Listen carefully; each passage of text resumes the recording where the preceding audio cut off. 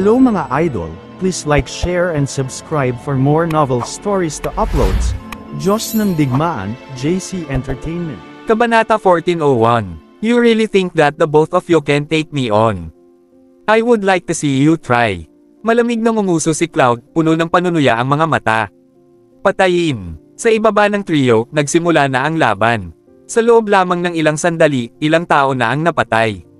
Master Hunt, kailangan mong lumaban ng husto, natatakot ako na hindi tayo makakatagal ng masyadong matagal. Sabi ng isang lalaki ng Trevino family sa unang yugto ng True God Realm. Habang nakatingin siya sa unahan, na may seryosong tingin, kung tutuusin, hindi lang sila nagkaroon ng makabuluhang mas kaunting bilang ng mga tao kumpara kay Jack at sa iba pa, wala rin silang kasing dami ng mga master sa True God Realm. Hindi pa banggitin ang lakas ng pakikipaglaban ni Venus at Rufus ay lubhang nakakatakot, mas malakas kaysa sa kanila. Kaya naman sa puso niya ay nag-aalala siya. Huwag kang mag-alala, tutulungan kita saglit, basta papatayin ko ang dalawang asong ito, ang ibang mga tao ay wala. Malamig na ngumiti si Cloud. Sa kanyang opinyon, ang tanging mga taong kwalipikadong makipaglaban sa kanya ay sina Jack at Helena. Ang iba naman, wala sila. At saka, wala siyang pakialam sa buhay ng ibang tao. Bukod sa pagkamatay ng mga miyembro ng pamilya Hunt kung saan siya ay makaramdam ng kaunting pagkabalisa, ang pamilya Trevino at ang buhay ng pamilya Lagorio ay hindi mahalaga sa kanya.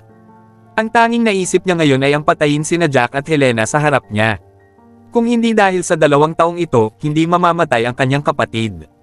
Ang 2 asong ito, ikaw ang aso. Nang marinig ni Helena na talagang sinisiraan siya ng kabilang partido ng ganito, namula ang mukha niya sa galit. Bilang marangal na ginang ng pamilya Cabello, kailan pa siya na-insulto. Ganito, halos sumabog siya sa galit, at agad na nag-inject ng aura sa kanyang espada, nakatingin sa kalaban na may mali siya at puot. Hehe, hindi mo ba aaminin? Saglit lang kayo magkakilala, tapos natulog na kayo. Ano kaya kung hindi pares ng aso? Tumawa si Cloud na nanunuya pa rin. Naghahanap ka ng kamatayan. Hindi na napigilan ni Helena at diretsyong nilaslas gamit ang isang espada na nakaharap sa harapan. Swoosh! Biglang lumipad ang isang nakakatakot na spirit pike na may dalang maraming sword chi na bumubuo ng isang mahabang slash. Ikaw lang. Nilingan ito ni Cloud, at malamig ding ngumiti na sinundan ng isang sword strike. Swoosh! Isa rin itong aura pulse na direktang lumipad palabas na nagdadala ng maraming enerhiya, at ang 2 pag-atake ay agad na nagbanggaan sa gitna. Boom! Sa malakas na ingay, mabilis na nawasak ng kalaban ang atake ni Helena at ang pulso ng aura ng kalaban, na may kaunting sword energy ay dumiretso sa kanya. Kumislap si Helena at lumipad palabas ng ilang metro, para lamang makaiwas sa atake ng kabilang partido, bahagyang lumungkot ang mukha. Ang antas ng cultivation ng kabilang partido ay kapareho ng sa kanya, ngunit ang kanyang lakas sa pakikipaglaban ay halatang mas mataas kaysa sa kanya. Flame Slash. Bahagyang namumugto ang mga mata ni Jack, at patuloy niyang binubuhos ang espiritu ng enerhiya sa espadang nasa kamay niya, tapos biglang tumalon at naglaslas gamit ang isang espada. Swoosh! Isang malapoy na slash, na may mahabang buntot, ay dumiretso sa Cloud. Ang pag-atake ng taong ito ay talagang hindi ganoon ka-simple. Napatingin dito si Cloud at biglang naging seryoso ang mukha niya. Kabanata 1402. Anak, hindi ko talaga inaasahan na ang isang iligal na anak na bumalik mula sa mundo ay maaaring pumatay sa aking kapatid, ngunit ngayon gusto ko siyang ipaghiganti. Bahagyang naningkit ang mga mata ni Cloud. Isang kakilakilabot na aura ang lumabas sa kanyang katawan, at agad na nilaslas gamit ang kanyang espada. Sa sandaling ito, sa labas ng malaking asul na liwanag na kortina, lahat ay nakatingin sa parehong lugar. Lalo na si Jared at iba pa sa pamilya ng Hunt. Noong una ay naisip niya na ang 2 malalaking grupo ng liwanag ay dapat sa kanila. Sa bagay, ang pamilya nila Hunt at pamilya ng Lagorio ay mayroon ding pamilyang Trevino, at nagkaroon sila ng pribadong kasunduan noon. Aniya, pagkatapos makumplito ang event, maraming spirit grass at pills ang ibibigay sa 2 pamilya, at magtutulungan silang 3 para linisin ang mga amo ng ibang pamilya. Sa makatuwid, ang mga tao mula sa ibang mga pamilya ay ganap na hindi handa. Ang 3 sa kanila ay magkakasunod na nagtipon upang sama-samang kubkuban ang mga Panginoon ng ibang mga pamilya na nag-iisa, at tiyak na makakamit nito ang napakagandang resulta. Gayunpaman, ang hindi niya maisip ay pagkatapos ng 2 malalaking grupo ng mga light spot na magkasalubong, talagang nag-away sila. Ito ay isang away. Maraming tao. Ang magkabilang panig ay tila hindi miyembro ng iisang pamilya. Kung hindi, walang gaanong tao. Pagkatapos mag-isip tungkol dito, ang pangalawang elder ng pamilya Hunt ay humakbang pasulong at mahinang nagsalita kay Jared. Ang sabi, "Guro, kung titingnan ito ng ganito, tila ang mga tao mula sa ibang mga pamilya ay nagkaisa at nagsimulang makipaglaban sa ating mga tao.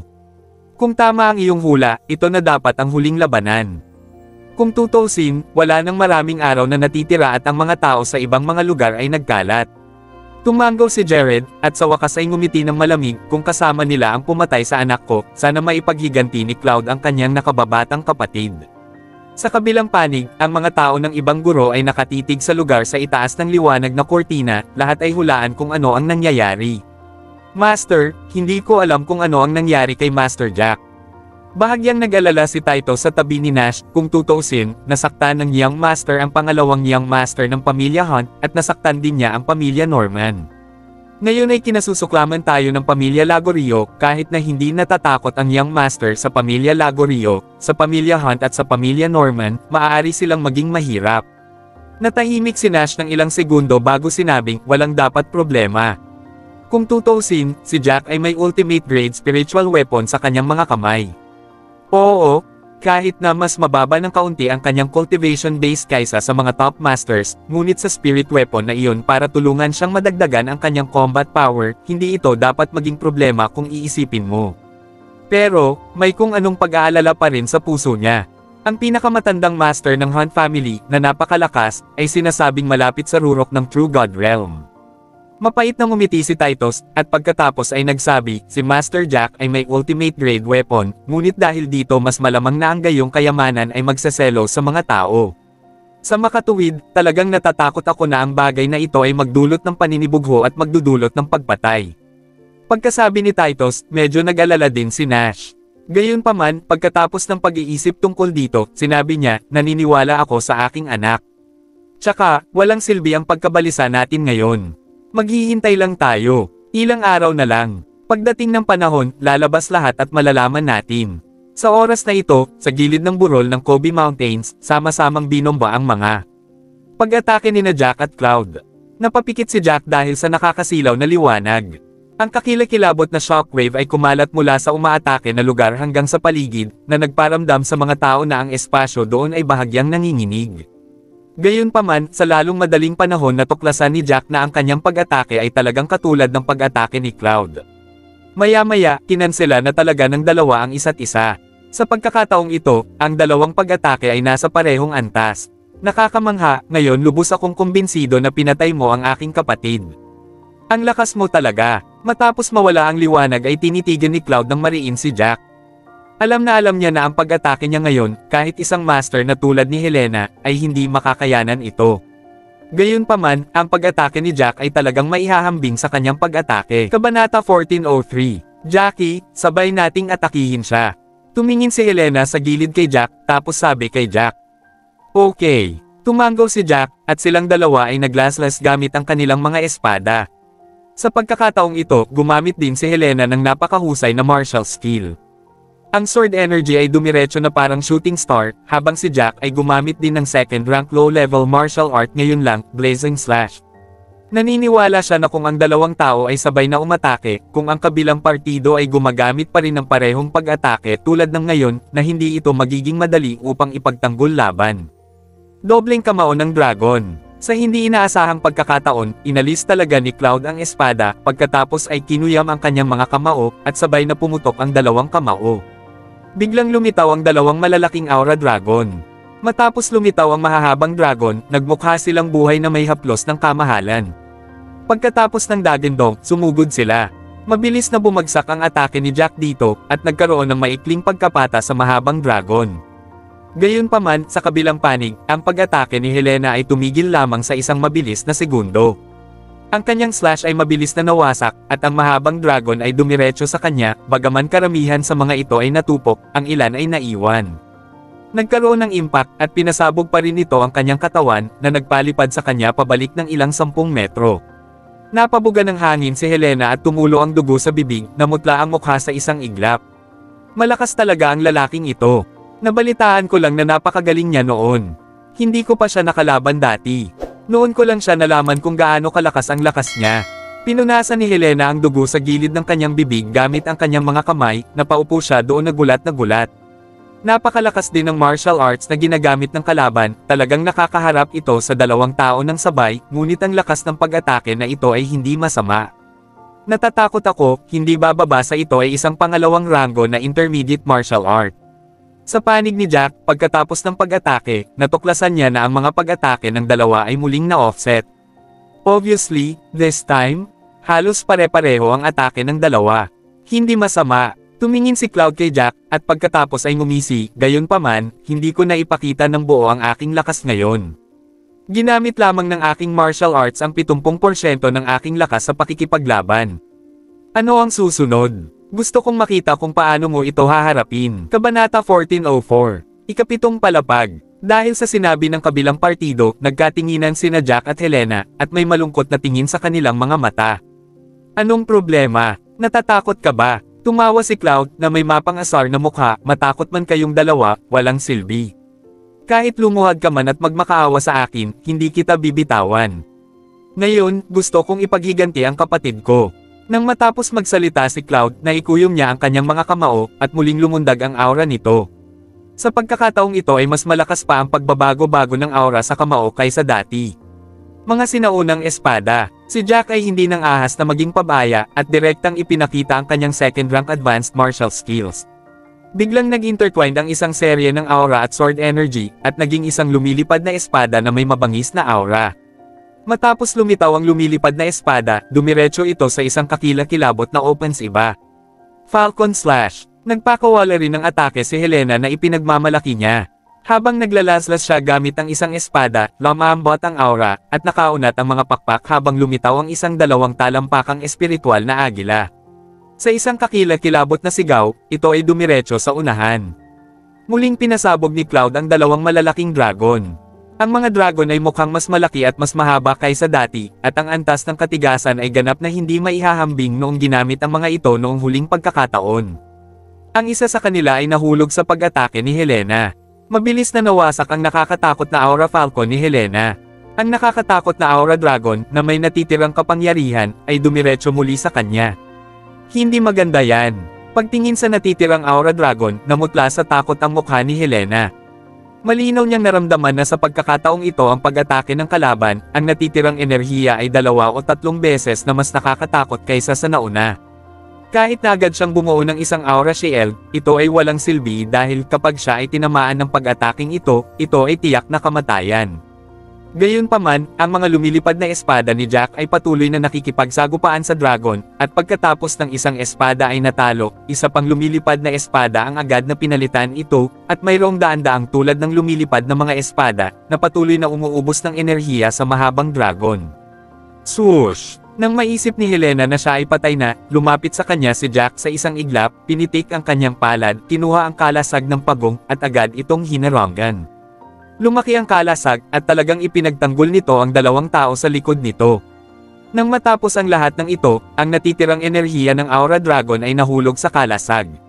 Sa isang malakas na tunog, parehong sina Jack at Helena ay nabulabog at lumipad ng paatras ng mahigit 10 talampakan ng layo, noon lamang halos hindi na-stabilize ang kanilang mga figure.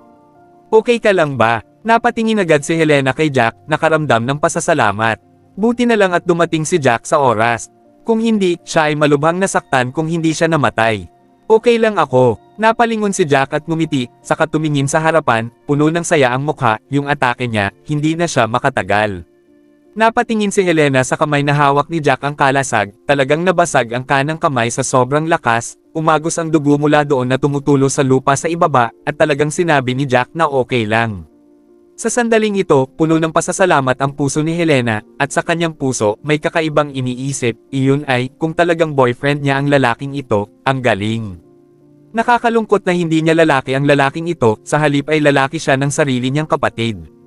Tahimik siyang napabuntong hininga, sa kanyang puso bago tumingin sa malayo. Kabanata 1405. Oo naman, ang mahabang dragon na sumalubong sa wave sword attack ni Jack sa harap ay halatang hindi na makahawak. Inatake ito ng lumilipad na mga espada at sa wakas ay nabasag, at pagkatapos ay nabasag sa mga piraso. Ngunit ang mga lumilipad na espada ni Jack ay talagang mayroong higit sa 100 talam, na may di matinag na momentum, lumipad ang mga ito pasulong. Hindi, imposible. Sunod-sunod na umiling si Cloud, hindi makapaniwala sa katotohanan ito. Ang kanyang ekspresyon ay lubhang madilim sa isang iglap. Nang makitang ang mga lumilipad na espada na iyon ay palapit ng palapit sa kanya, nag-condensed si Cloud ng isang aura shield sa kanyang katawan at ganap na binalot ang kanyang sarili dito, pagkatapos ay tumalikod at lumipad diretso sa malayo. Napakabilis ng takbo ni Cloud, ngunit mabilis na naabutan ng mga espada si Cloud at umatake. Naharangan sila ng kanyang aura shield noong unang ngunit hindi nagtagal ay nasira ang shield. Ang isa sa mga lumilipad na espada ay dumapo sa kanyang hita, at kung saan tumama ang lumilipad na espada, mabilis na lumitaw ang dugo. Kahit na hinaranggan ni Cloud ang kabilang blade, hiniwa pa rin nito ang kanyang damit at nag-iwan ng hiwa sa kanyang braso. Napasigaw si Cloud sa sakit. So gusto mong umalis? Nakita ni Jack na gustong tumakas ni Cloud, iniligpit niya ang kalasag, hinawakan ang kanyang espada sa kamay, at sinundan siya. Sobrang bilis ni Cloud. Sa isang iglap, dumiretso siya sa bundok at sumugod sa kakahuyan. Hindi rin mabagal ang takbo ni Jack. Mahigpit siyang sumunod sa likuran niya. Ayaw niyang makatakas ang lalaking ito. Kung nakatakas ang taong ito, magkakaroon ng walang katapusang problema. Anak, huwag mo akong pilitin. Nakita ni Cloud na palapit ng palapit si Jack. Halatang mas mabagal ang bilis niya kaysa kay Jack. Nang magnanga ang ngipin ay pinitik niya ang palad at kumuha ng tableta at nilunok iyon.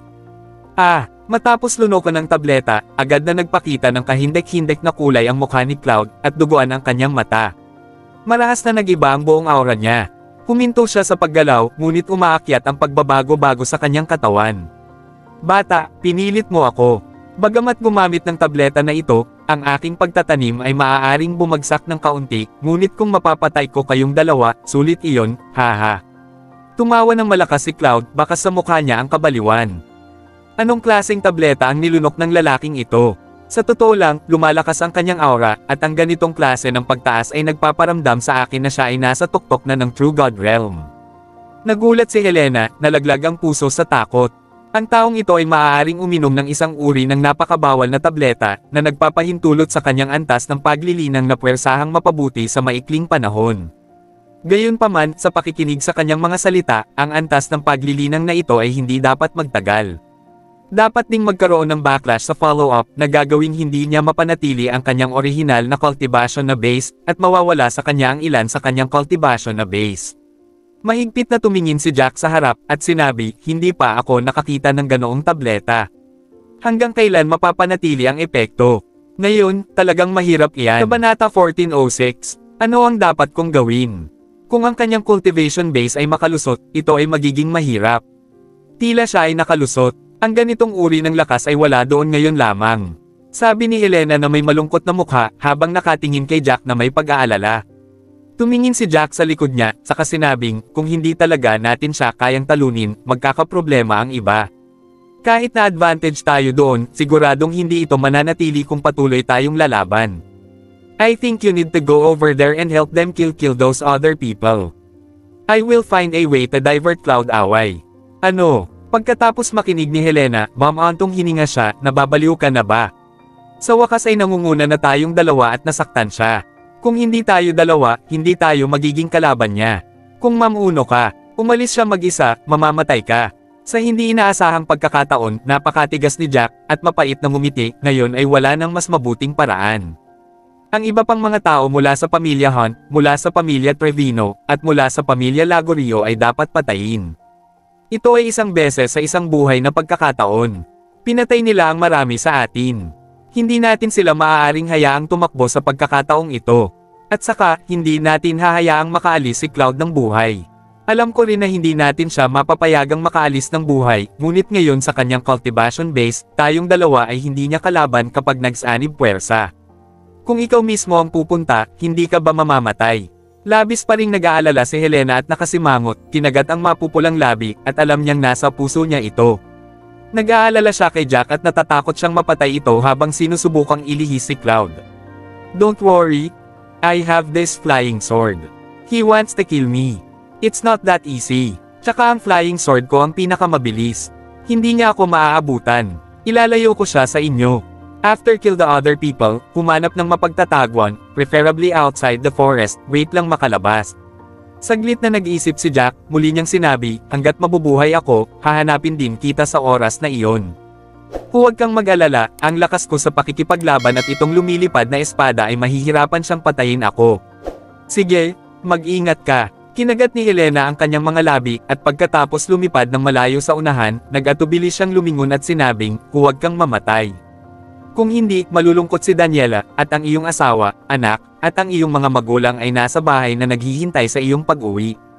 Huwag kang mag-alala, masyado akong malakas para mamatay. Nang marinig ito ni Jack ay bahagyang uminit ang kanyang puso. Si Helena, nang hindi lumilingon, lumipad siya pabalik sa lugar ng labanan sa kanyang harapan. Nang makitang lumipad pabalik si Helena para tumulong, tuwang-tuwa si Daniela na lumalaban. Great, napatay mo ba ang lalaking iyon? Marami rin silang napatay sa side namin, haha, kung pareho kayong babalik ni Jack para tumulong, walang makakataka sa kanila. Napakaganda talaga ng sitwasyon dito. 12 ng mga tao lamang ang namatay dito, at ang kalaban ay nawalan na ng higit sa 200 tao, at ngayon ang agwat sa bilang ng mga tao ay mas malaki kaysa dati. Ang cultivation base ay muling napigilan ng kalaban, at ang mga tao ng kalaban ay walang pagkakataon na makalusot. Kaya naman, hanggat nanalo sina Jack at Helena, mas mabilis silang mapapatay. Hindi, bakit bumalik si Helena? Laking gulat ng pamilya Lagorio, Trevino, at Hunt nang makitang bumalik si Helena. Wala silang masyadong moral na aasahan kaya't naghihintay sila sa pagbabalik ng Young Master para ibalik ang mga bagay-bagay. Damn, you shouldn't listen to Cloud. Hindi ba't sinabi niya na mabilis niyang malulutas ang kabilang partido? Lalong nagalit ang isang lalaki mula sa pamilya Trevino. Bigla na lang silang nagkaproblema. Kabanata 1407. Tumingin si Helena kay Daniela, at naglaslas gamit ang kanyang espada.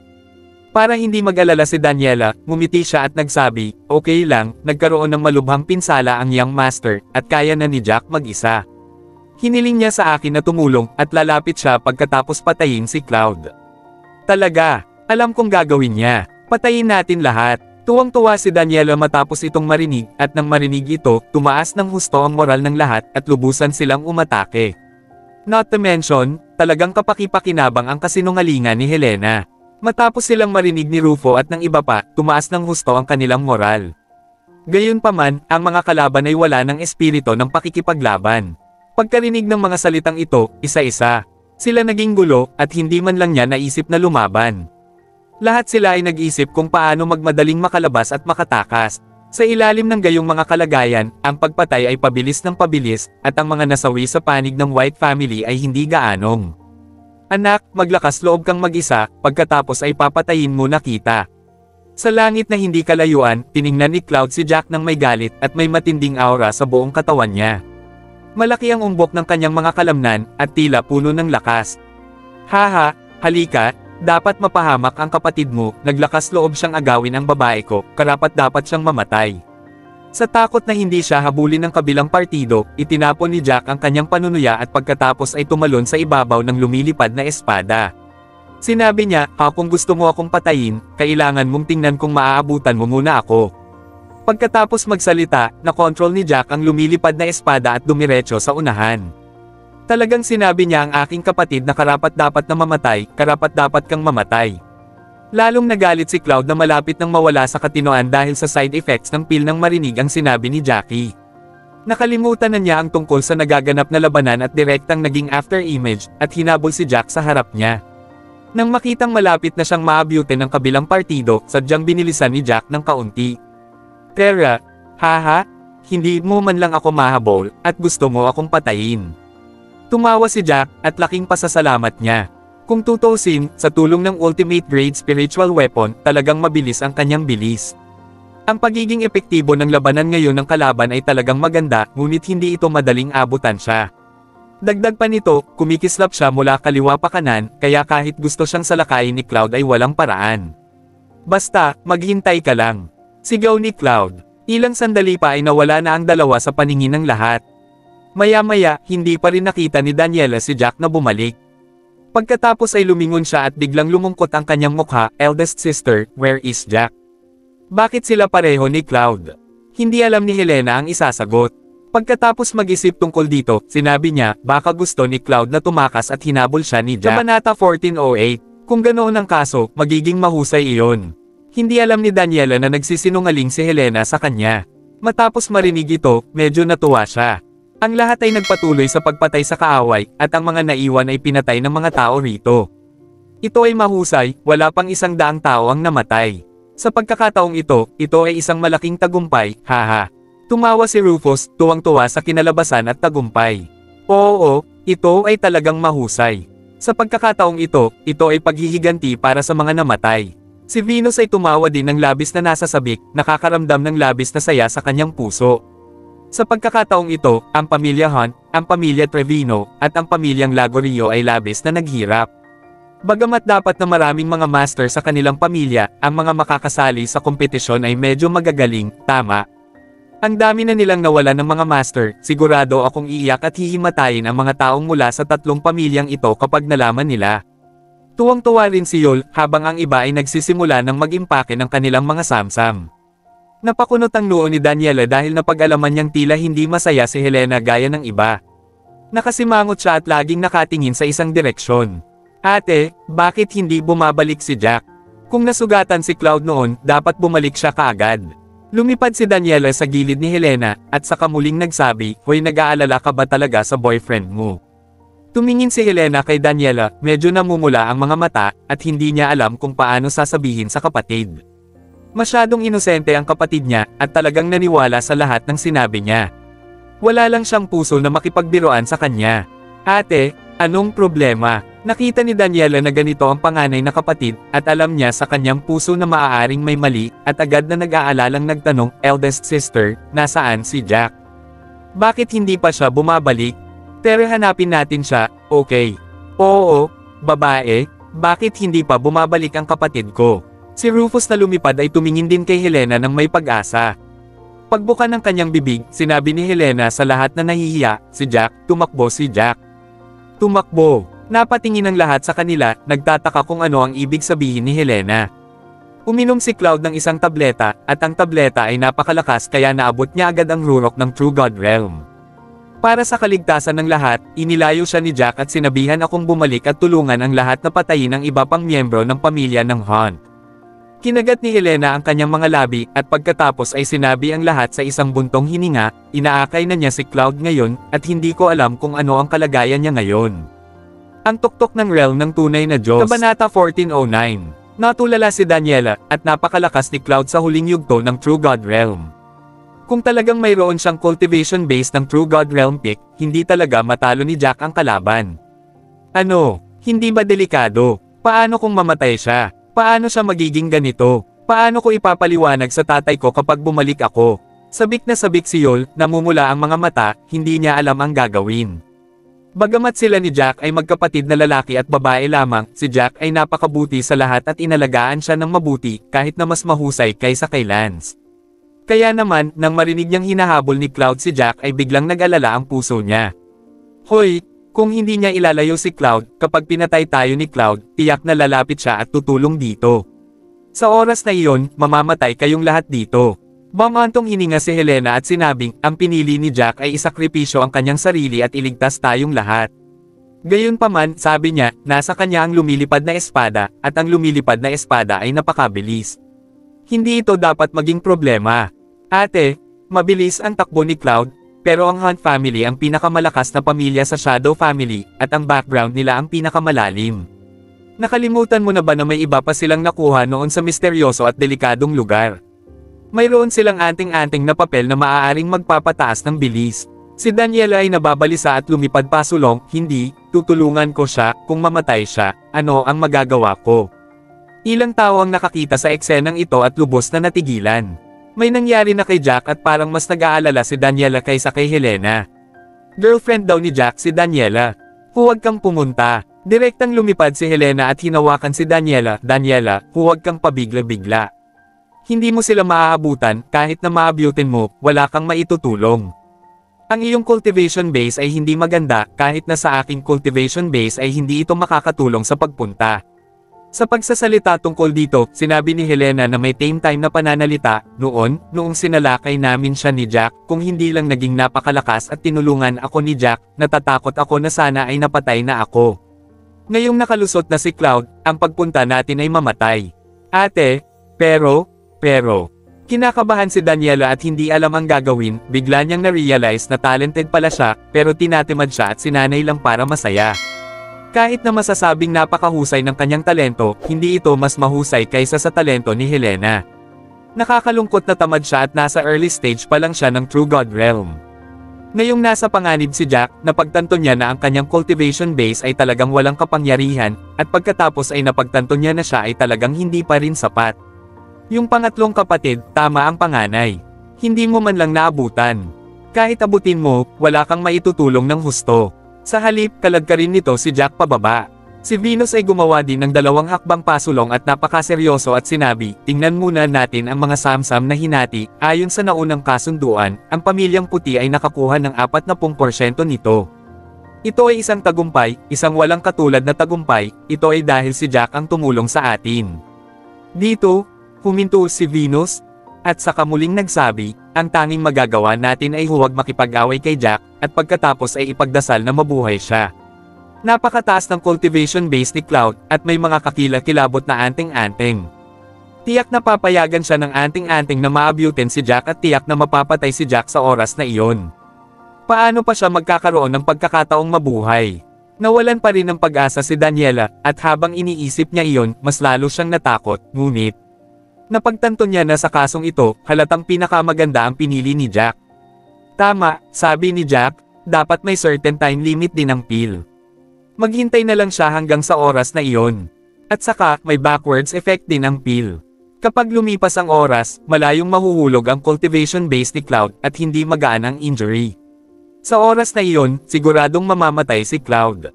Mabilis na naisip ni Helena ang isang bagay, at hinikayat si Daniela, si Jack ay may lumilipad na espada, kailangan lang niyang damay-kit, tiyak na makakaligtas siya. Kabanata 14:10. Nang marinig ang sinabi ni Helena, bagamat nag-aalala pa rin siya, medyo gumaan ang pakiramdam ni Daniela sa kanyang puso. At least, may pag-asa pa rin si Jack, basta nagpupersage siya, may pag-asa na manalo. Bagaman, ang pag-asa na ito ay tila hindi maganda. Hoy, anong gagawin natin ngayon? Hintayin mo siya dito. Sa wakas, napabuntong hininga si Daniela at hindi napigil ang magtanong kay Helena. Napatingin din yung ibang tao kay Helena. Kung tutuusin, wala si Jack ngayon, at ang cultivation base din ni Helena ang pinakamatibay. Isa pa, iniisip ng lahat na girlfriend siya ni Jack. Dahil wala si Jack at ang cultivation base din ni Helena ang pinakamatibay. Kung wala siya dito, dapat silang makinig sa kanya. Nakita ni Helena ang mga mata ng lahat sa kanya, at pagkatapos ay dahan-dahang sinabi, sabi ni Jack, umalis na tayo sa Kobe Mountain. Anyway, matatapos na ang larong ito. Let us try our best to go to outskirts of the forest. Kung mabuhay siya, pupuntahan niya tayo. Kailangan lang nating pumunta sa periphery of the forest at humanap ng lugar para hintayin siya. Bumaba muna tayo, lumipad ng ilang oras, at hintayin ang lahat na makapagpahinga ng isang gabi. Pagdating ng oras, lahat ay makapaghihilom na ng kanilang mga sugat, at ang mga nagpupuno ng kanilang aura ay magpupuno ng aura sa kanilang katawan. Tuloy-tuloy tayo sa pag-alis bukas ng umaga at dumiretso sa labas ng kagubatan. Tumanggaw si Daniela, at naintindihan din niya na ngayon ay tahimik na lamang niyang ipagdadasal si Jack sa kanyang puso. Tapos na ang labanan doon, at maraming tao ang namatay. Sa oras na ito, sa labas, nakatitig sa mga tao sa dating lugar ng liwanag, puno rin sila ng emosyon. Sa kompetisyong ito, halos kalahati ng mga tao ang namatay ngayon na nagpabigat sa pakiramdam ng maraming tao. Guro, ang natitirang grupo ng mga tao ay ang masikip na grupo ng mga tao. Hoy, hindi na kailangang sabihin, malamang na si Young Master, naghiganti siya sa pangalawang Young Master. Ngumiti ang unang elder ng pamilyang Hunt, punong-puno ng tagumpay ang mukha, mukhang ang grupo ng mga taong kakaunti ang mga tao ay ang sari-saring hukbo ng ibang pamilya. Haha, siguradong may nadiskubre silang mali, at pansamantala lang ito. Nagsama-sama sila at gustong lumaban. Sayang lang at kakaunti ang mga Panginoon. Haha, nalutas ito ng ating Young Master ng napakabilis. Oo, mahusay, ito ay sa wakas ay paghihiganti. Tumanggaw si Jared, at bahagyang natuwa. Bagamat sa pagkakataong ito, nagbayad nga siya ng malaking halaga, ngunit naniniwala siya na ang mga Panginoon ng ibang pamilya ay dapat na namatay. Lahat sila ay nawala ng higit pa kaysa sa kanilang Hunt family, Trevino family, at Lagorio family. Sa ganitong paraan, naging matatag ang katayuan ng kanilang pamilyang Hunt. Nagkatinginan sina Masters Trevino at Trenton, at bahagyang tumango ang dalawa. Obviously, alam din nila sa puso nila na sila ang totoong nanalo sa pagkakataong ito. Lalo na si Trenton, nung akala niya namatay na si Jack, sobrang kampante siya sa puso niya. Ang galit ng kanyang anak na babae ay higit sa kalahati ang nabayaran. Gayunpaman, hindi ito sapat. Ang tanging natitira ay ang ulo ni Nash. Naniniwala siya na sa loob ng 2 taon, tiyak na magiging matatag sila. Kapag nakahanap sila ng pagkakataon, magiging maganda ang kanilang pakikitungo sa pamilya Hunt at sa pamilyang Trevino. Pagdating ng panahon, makakahanap sila ng dahilan para sirain ang White family, iyon ay isang kagalakan. Ang mga tao ng pamilyang White at ang mga tao ng pamilya Cabello ay talagang nag-aalala. Nakita din nila ang sitwasyon sa Light Curtain, ang malaking grupo ng mga light spot, at ang iba pang maliit na grupo ng mga light spot. Iniisip din nila na karamihan ay isang pangkat na inorganisa ng pamilyang Hunt. Sino ang makakapag-organisa ng napakaraming tao at may ganoong makapangyarihang tao? Natatakot ako na ang Hunt family lang ang makakagawa nito. Hoy, hindi ko alam kung ano ang nangyari kay Master Jack. Grabe ang sitwasyon sa Light Curtain. Sana ngayon lang ay hindi kasama si Master Jack sa daan-daang tao. Napabuntong hininga si Titus sa gilid. Halatang nag-aalala siya para kay Jack. Kung may mali kay Master Jack, magiging malaki ang pagkatalo natin. Not to mention Master Jack, ang espada lang ay malaking kawalan. Hoy, wait lang. Napabuntong hininga si Nash at pumikit. Nag-aalala rin siya, ngunit walang silbi ang pag-aalala. Sa labas na lang siya naghintay. Please subscribe and hit the notification bell for more novel stories. JC Entertainment.